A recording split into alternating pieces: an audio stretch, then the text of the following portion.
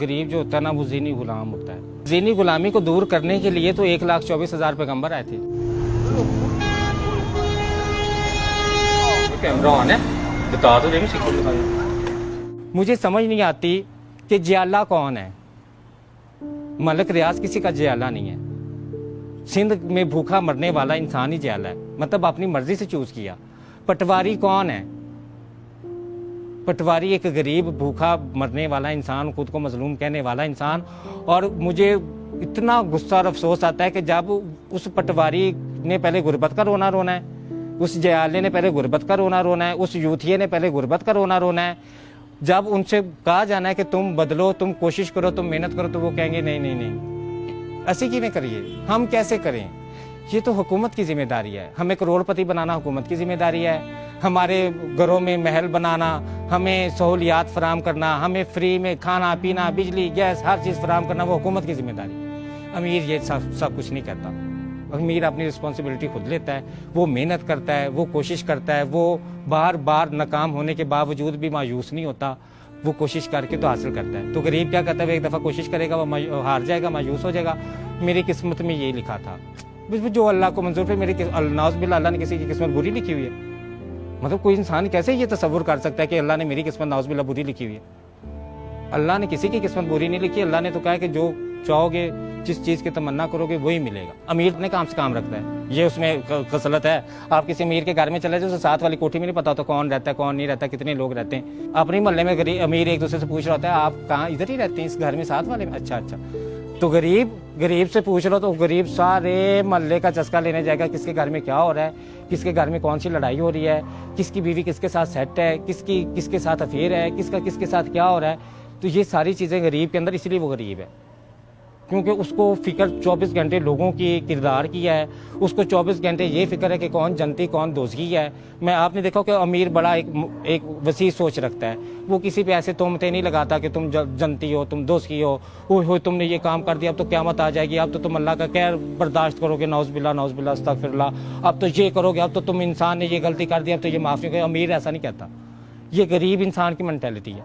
और अमीर को देख लें, उससे पूछने, वो इलेक्शन पे बात करेगा, वो मुल्क की सियासी हालात पे बात करेगा। अगर वो कहीं पे स्टॉक मार्केट गिर रही है, कहीं पे बढ़ रही है, कहीं सोना गिर रहा है, कहीं बढ़ रहा है, वो हर चीज़ पे नज़र रखेगा कि भाई मैंने कारोबार करना है, मैंने अपना एक दुनिया में एक अच्छी ज़िंदगी गुजारनी है, सक्सेसफुल लाइफ गुजारनी है। सक्सेसफुल दुनिया भी सक्सेसफुल लाइफ है ना ये।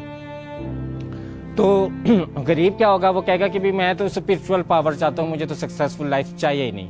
और उस सक्सेसफुल लाइफ चाहने के लिए इतना लालची है, इतना हवस परस्त है कि वो कुछ भी करने को तैयार है। मतलब अपनी कीमत इतनी थोड़ी लगाई हुई है कि बिरयानी की प्लेट पे भी बिक जाता है। लेकिन जब उससे बात कर लो तो उसकी रूहानियत की इंतहा इतनी ज़्यादा है, वो कहता है कि मैं इतना रूहानी कि मुझे दौलत की तलब भी नहीं है, मुझे हवस नहीं है, बेशक मैं बिरयानी पे बिकने वाला हूँ। वज़ीर आज़म साहब ने 12,000 रुपया अनाउंस किया गरीबों को। मुझसे शर्त लगा लें कि भी किसी गरीब ने उस 12,000 को कारोबार के लिए इस्तेमाल किया, और मैं कह सकती हूँ कि इंसान के पास 10,000 हो ना, वो 10,000 से एक रेडी लगा लेना, एक गैस का चूल्हा रख के उस पर पकौड़े लगा ले, तो वो उससे भी पैसे कमा सकते हैं। और मेरी आंखों के सामने वो 12,000 रुपये इन्होंने लिया है, एक ही दिन में इन्होंने खाया है, और खाने के बाद अगले दिन फिर इमदाद के मुंतजिर बैठे हुए थे। हमारे यहाँ जो गरीब तबका, जो एक बेचारा बैठा है ना, जो बेचारा है, हालांकि वो बेचारा है नहीं। आप ये राशन जो बनता है ना इस दफ़ा कोरोना में, कि एक दिन राशन लिया है और अगले दिन फिर उसी मजलूमियत के साथ और उसी बेचारगी के साथ कह रहे हैं हम बड़े गरीब हैं, हमें राशन दे रहे हैं, हम भूखे हैं। एक दिन पहले लेके गए और अगले दिन वो राशन ले जाके, तो मैंने देखा किराना स्टोर पे बेच रहे। और अकल की ये अकल देख रहे कि किराना स्टोर पे बेच के वो राशन, तो उसी से फिर आटा दाल चीनी घी खरीद रहे। और गरीब जो है उसके पास सोचने की सलाहियत नहीं है। वो जो क्रिटिकल थिंकिंग के लफ्ज़ में इस्तेमाल करते हैं ना आजकल, गरीब के पास वो नहीं है। और जिसके पास क्रिटिकल थिंकिंग नहीं है, वो एक ही डगर पे लगा हुआ है, वो एक ही माइंड सेट पे लगा हुआ है कि मेरा बाप भी यही था, मेरा हम गरीब ने गरीब ही मरना है, ड्राइवर के बेटे ने ड्राइवर ही मरना है, कुक के बेटे ने कुक ही मरना है, मिस्त्री के बेटे ने मिस्त्री बनना है। ये कहाँ से चीज़ें निकली हैं? ये मुहावरात निकले ना हमने, और ये गरीब ने खुद ही बनाया हुआ है। और अगर उनसे तालीम की बात कर दी जाए, उनसे शऊर की बात कर दी जाए, उन्हें कह दिया जाए कि भाई आप तालीम हासिल करें, तो वो कहेंगे ले ऐसे 16 पढ़े कड़े अफसर बन गए। मतलब कि हमारे यहाँ मेंटालिटी क्या है कि अगर तालीम हासिल करनी सिर्फ अफसर बनने के लिए, उसको कारोबार के लिए इस्तेमाल करने में, उसको आम जिंदगी के रोज़मर्रा की ज़िंदगी में इस्तेमाल करने में वो इंटरेस्टेड नहीं है। नौकर गुलाम है, नौकरी का लफ्ज़ ये गुलामी। आप किसी की भी नौकरी करें तो वो आपको इतनी उजरत दे दे कि आप अपनी सिर्फ खाना खा सकें। तो गुलाम के साथ क्या किया जाता था कि गुलाम से सारा दिन काम करवाया जाता था, आखिर में उसको इतना खाना दे दिया जाता था कि जिससे वो पेट भर के वो खा ले, उसको वो जोड़ ना सके, वो बचा ना सके। तो आजकल भी गरीब जो है वो नौकरी के लिए परेशान है। आजकल हर मिडिल क्लास बंदा, हर लोअर मिडिल क्लास बंदा अपने बच्चे की नौकरी के लिए परेशान है, कारोबार के लिए नहीं। कोई नहीं कहता कि मैंने इसे एंटरप्रेन्योरशिप इसको दिलानी है, मैंने इसको कारोबारी बनाना है, मैंने इसको तजारत सिखानी है। अब मैंने ये चीज़ें कुछ नोट की अमीरों के अंदर। एक तो अमीर पंक्चुअल होते हैं, वक्त के पाबंद होते हैं।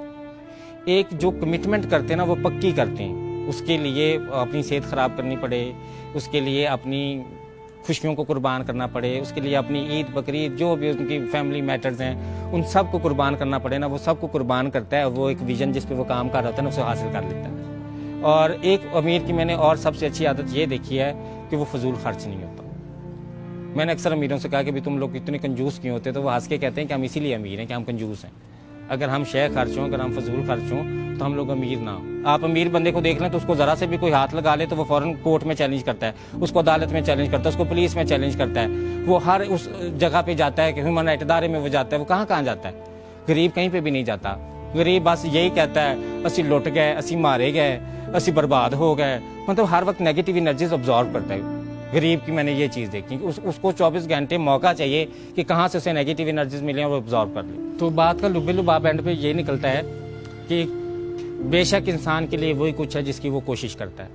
यूनिवर्सल लॉ है ना ये, अल्लाह ताला ने ये जो बात हमें बताई है ये अब यूनिवर्सल लॉ है कि बेशक इंसान के लिए वही कुछ है जिसकी वो कोशिश करता है। ये मफहूम है, एग्जैक्ट वर्डिंग मुझे याद नहीं। तो इससे नतीजा ये निकला कि अगर किसी इंसान ने कोशिश नहीं की तो उसका इल्ज़ाम वो दूसरों का ना दे, जो हमारी सोसाइटी में एक बड़ा कॉमन ट्रेंड है।